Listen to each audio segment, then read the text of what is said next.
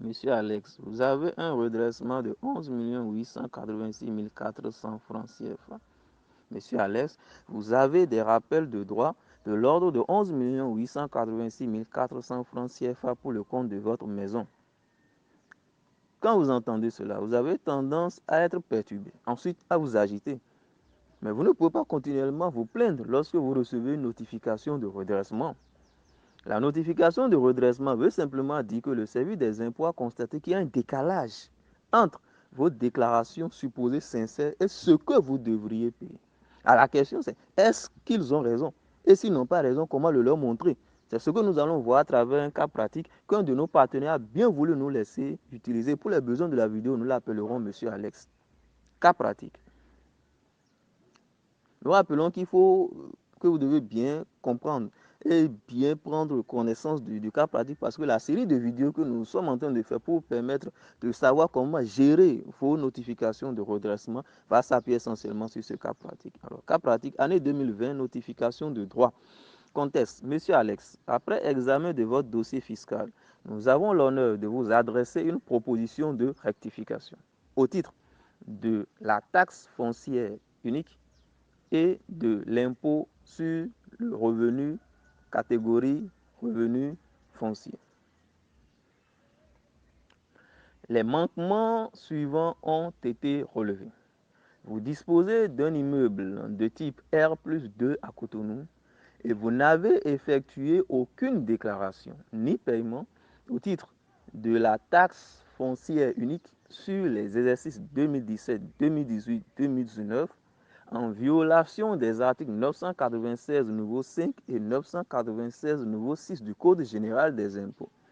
Vous n'avez pas non plus effectué de déclaration au titre de l'impôt sur le revenu, catégorie revenu foncier, ni effectué de paiement sur les exercices 2017, 2018 et 2019, en violation de l'article 117 du Code général des impôts.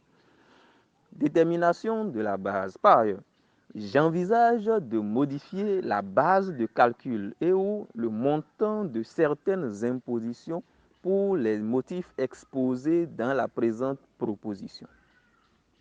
En application de l'article 1085E du Code général des impôts, le revenu locatif mensuel pour l'ensemble des 3 niveaux de l'immeuble est de 900 000 francs CFA, ce qui fait un revenu annuel de 10 800 000 francs CFA. Pour chacune des années 2017, 2018 et 2019. Liquidation. En application des articles 996 nouveau 4 et 996 ter du Code général des impôts, la taxe foncière dont vous êtes redevable s'élève à 3 110 400 francs CFA. L'impôt sur le revenu, IRPP, revenu foncier dont vous êtes redevable au terme des articles 116 et 1096 ter du Code général des impôts, s'élève à 7 776 000 francs CFA. Récapitulatif. Vous êtes donc redevable au titre des 3 exercices 2017, 2018 et 2019, montant total de 10 886 400 francs CFA. Délai de réponse et garantie du contribuable. Dès réception de ce courrier, vous disposez d'un délai de 30 jours pour m'adresser vos observations ou votre acceptation. Les rectifications proposées pourront entraîner l'application de majorations prévues par le Code général des impôts.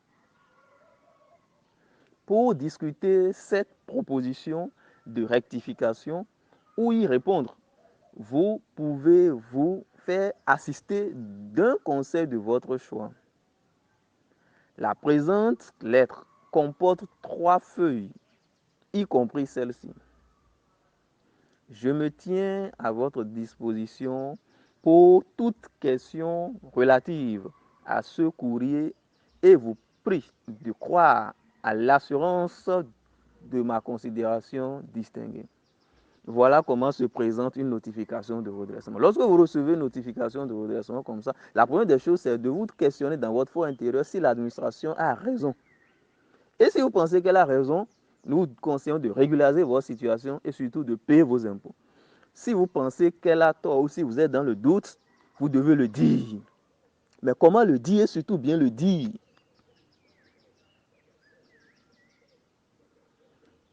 C'est ce que nous verrons dans la prochaine vidéo.